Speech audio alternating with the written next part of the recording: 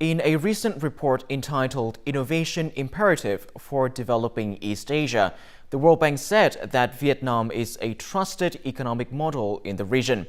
Specifically, it analyzed that most East Asian developing countries have had impressive results in terms of economic growth and poverty reduction.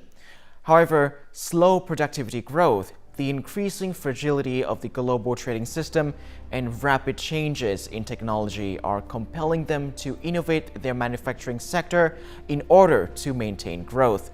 Despite the impacts of COVID-19, Vietnam has become a bright spot in the region with a positive growth rate, proving itself to be a trusted economic model.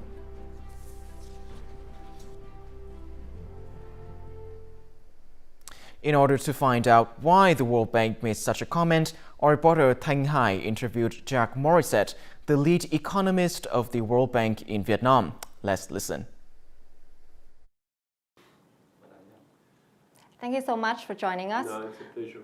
In a recent comment, the World Bank has said that Vietnam is a trusted economic model in the region. So what factors lead to such comment? Vietnam grew by 3% in 2020, and that's the highest growth rate in the region. It's one of the highest growth rates in the world. So it's a fact. Vietnam has been surviving and managing the crisis very well. It's not only managing the crisis. Vietnam has been preparing what will be the world after the crisis very well. And I give you maybe one example, which is a digital transformation. If you're looking at the numbers, indicators before the crisis, you could argue that Vietnam was lagging many countries in the world in terms of digitalization. But since the beginning of the crisis, you see a big shift. 50% more enterprises are using digital tools and digital platforms than before the crisis. You see as well that the government is becoming a digital government. So this capacity to adjust to a new normality is what certainly makes the growth model in Vietnam attractive to others. How has Vietnam's economic model proved its effectiveness in such circumstances? One, I think Vietnam was ready for the crisis. You knew what to do. I don't have to explain that the government has taken most of the right measures to contain the pandemic. You can see a big increase in economic activity from the third and fourth quarter. The second one is, I believe the government as well has been taking the right policies.